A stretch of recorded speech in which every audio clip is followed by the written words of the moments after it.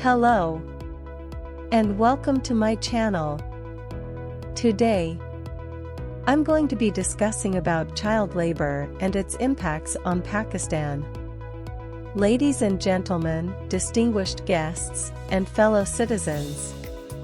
Today, I stand before you to address a grave concern that has long plagued our nation, Pakistan: child labor. It is a subject that demands our immediate attention, as it not only tarnishes the fabric of our society but also deprives our young generation of the opportunities and childhood they rightfully deserve. In this speech, I will shed light on the prevalence of child labor in Pakistan, its underlying causes, and the far-reaching impacts it has on our nation.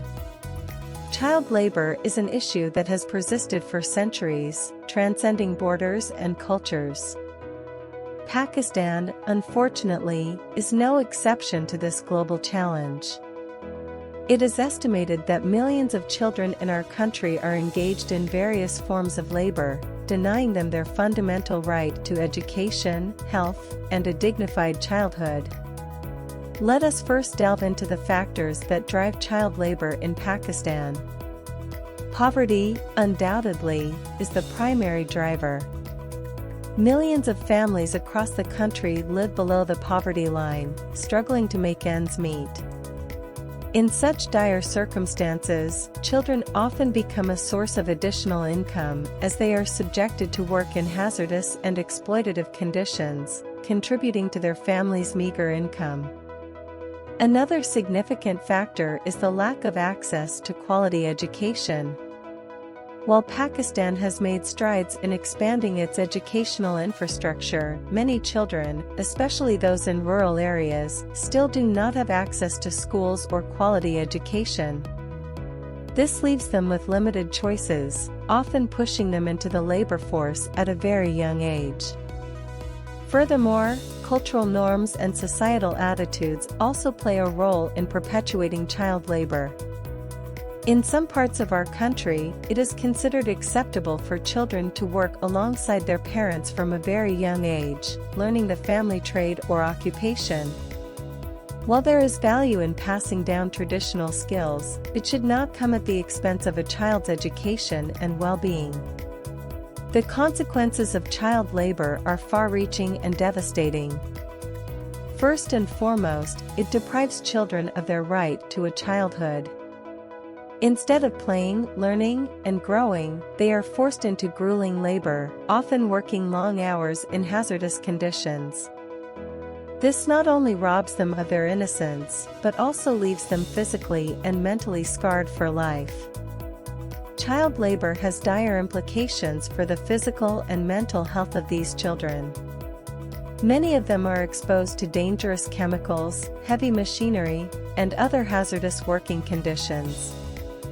This not only endangers their immediate well-being but also leads to long-term health problems. Malnutrition, physical injuries, and mental health issues are common among child laborers. Moreover, child labor perpetuates the cycle of poverty. When children are denied access to education and forced into labor, their future prospects are bleak. They grow up to become adults with limited skills and knowledge, trapping them in a cycle of poverty that is difficult to break. This not only affects the individuals, but also hampers the overall economic development of our nation.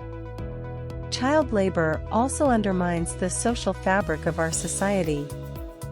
It reinforces existing inequalities and creates a sense of hopelessness among the affected children. When young minds are denied the opportunity to dream, explore, and realize their potential, it hampers the progress and prosperity of our nation. In addition to these domestic consequences, child labor also tarnishes Pakistan's international image. Our nation has signed international conventions and agreements aimed at eradicating child labor. However, the continued prevalence of child labor in our country raises questions about our commitment to fulfilling our international obligations. It is crucial to recognize that child labor is not solely an issue of economics or poverty, it is also a matter of human rights. Every child, regardless of their social or economic background, has the right to a childhood, education, and a safe environment. Denying them these rights not only violates our own laws, but also international agreements and conventions that Pakistan is a signatory to. Now, as we confront the grim reality of child labor in Pakistan, we must also acknowledge the progress that has been made in recent years. Various government initiatives, non-governmental organizations, and civil society efforts have been directed towards addressing this issue. These efforts have included awareness campaigns, legislative reforms, and programs aimed at providing education and vocational training to vulnerable children. One significant step forward is the ratification of International Labour Organization (ILO) Convention No. 182, which calls for the immediate and comprehensive elimination of the worst forms of child labor. Pakistan's commitment to this convention is a positive sign, signaling our determination to address this issue. However, addressing child labor requires a multi-pronged approach that goes beyond legislation and international commitments. It requires a concerted effort from all segments of society, government, civil society, the private sector, and individuals like you and me. To combat child labor effectively, we must focus on the following areas. 1. Education. Ensuring that every child has access to quality education is paramount. This involves not only building more schools, but also improving the quality of education provided. It also means making education more inclusive and accessible, especially in rural and marginalized areas. 2. Poverty alleviation. Tackling child labor requires addressing the root cause, poverty.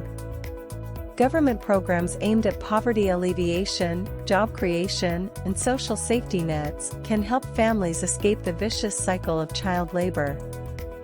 3. Enforcement of laws. While we have legislation in place, it is essential to ensure that these laws are effectively enforced.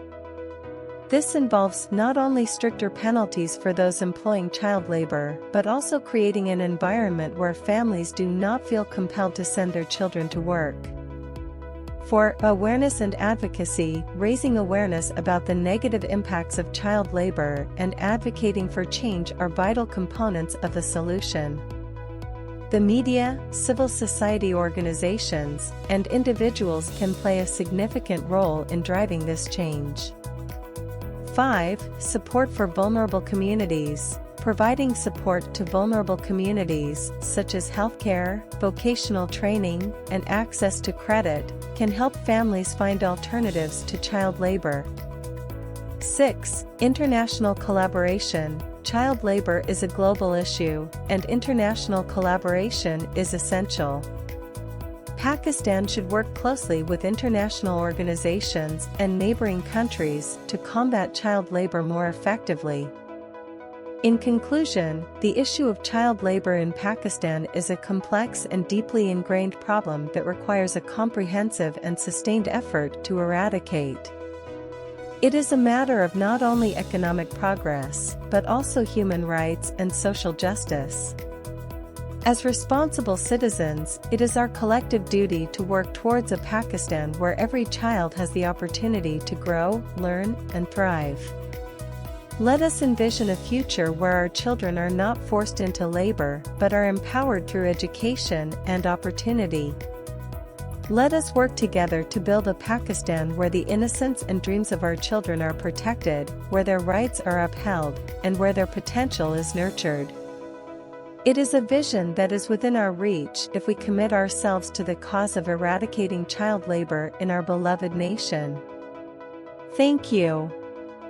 I hope you found this video helpful. If you have any questions or suggestions, please leave them in the comments below. I love hearing from you.